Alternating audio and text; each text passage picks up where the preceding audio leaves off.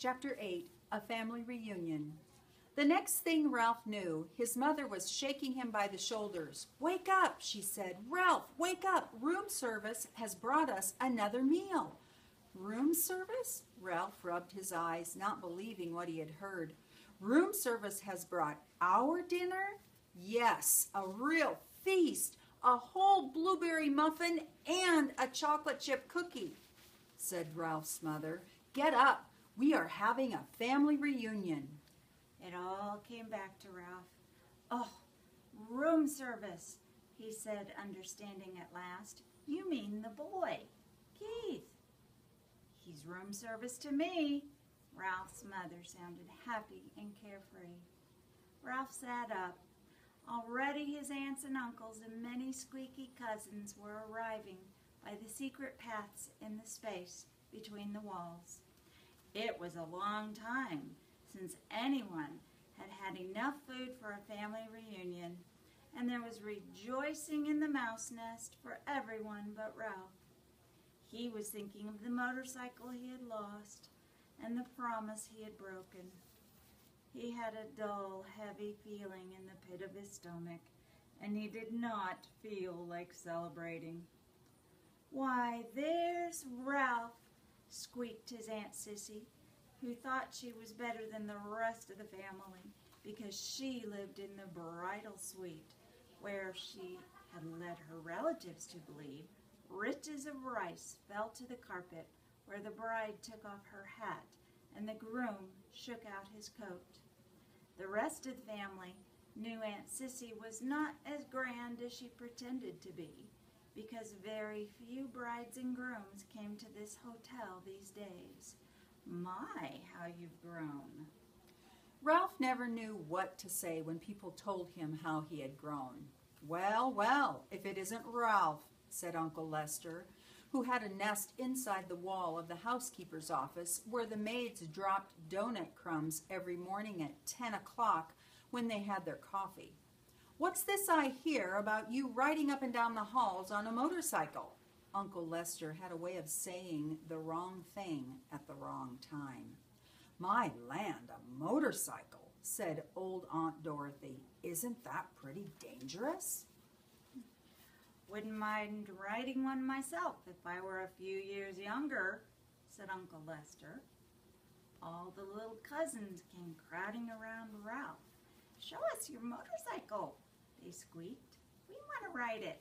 Come on, give us a ride on your motorcycle, Ralph, huh? Ralph? Come on, Ralph, please." Ralph knew he was expected to be polite to all his relatives, even the squeaky little cousins. Well, embarrassed and ashamed, he looked down at the floor. "I sort of lost the motorcycle in a pile of sheets and pillowcases."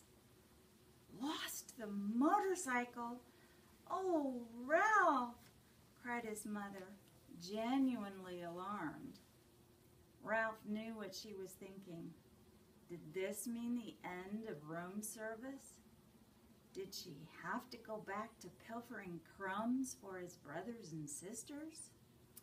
"That's a young mouse for you," said tactless Uncle Lester. "Can't take care of anything." "If anybody asks me, I think it's a good thing he lost it," said Aunt Dorothy. "Riding a motorcycle is just plain foolhardy." All the little cousins looked disappointed and sulky. "I don't think he ever had a motorcycle," said one. "I bet he just made it up," said another, and the rest agreed. Ralph felt terrible. The family reunion swirled on around him. The muffin and the cookie were divided. Cousins fought over the blueberries. Uncles, usually overweight uncles, asked for second helpings. Everyone talked at once. The little cousins finished their dinner and went racing around the mouse nest. The aunts and uncles raised their voices to be heard above the racket their children made.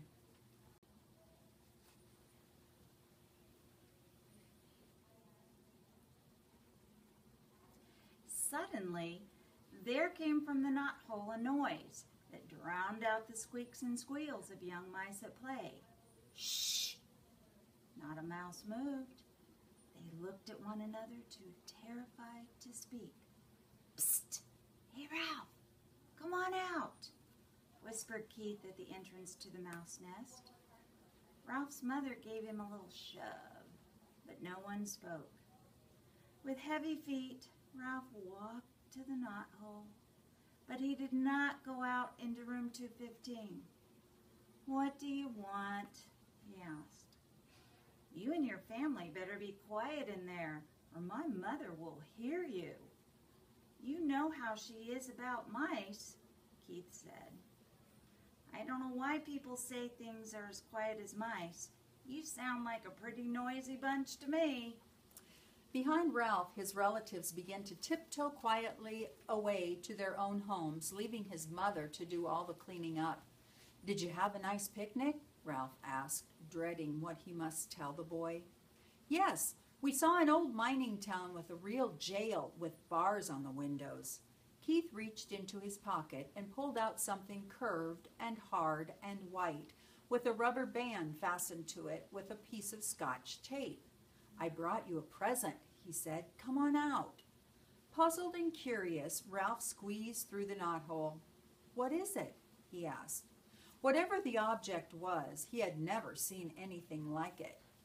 Half a ping-pong ball I found down in the game room, said Keith. See? I padded the inside with thistledown and anchored the rubber band to the top with Scotch tape. What for? Ralph still did not understand. A crash helmet for you. Keith set the half ping-pong ball on Ralph's head and slipped the rubber band carefully around his whiskers until it rested under his chin. There, that's just right. You need it big so there will be plenty of room for your ears. When you ride a motorcycle, you need a crash helmet. Ralph peered at Keith from under his new crash helmet, which rested lightly on his head. You knew he looked every inch a motorcycle racer, but never in his whole life had he felt so ashamed. He longed to crawl off into his hole and never face Keith again. But his conscience, which until now he did not know he had, would not let him. There was nothing to do but stand there in his fine new crash helmet and confess. You might as well know, he told Keith. I lost the motorcycle. Lost the motorcycle? Keith, who had been kneeling, sat back on his heels. But how? I rode it by mistake into a pillowcase in a heap of linen on the floor, and it got dumped into the laundry hamper, confessed Ralph. You rode it into the pillowcases? Repeated Keith. But you weren't supposed to ride it in the daytime. You promised. I know, agreed Ralph miserably. I didn't exactly mean to ride it. Well, you see, the maid was vacuuming under the bed and began Ralph, and he stopped. Oh, what's the use? I wrote it and I lost it, and it's probably gone to the laundry by now, and I'm sorry. The boy and the mouse were silent. Both were thinking about the little motorcycle with its clean lines and pair of shining chromium exhaust pipes. That motorcycle was my very most favorite of all my cars, said Keith. I saved my allowance and bought it myself. Ralph hung his head in the crash helmet. There was nothing more he could say. It was a terrible thing he had done. I guess I should have known you weren't old enough to be trusted with a motorcycle, said Keith. The boy could not have said anything that would hurt Ralph more.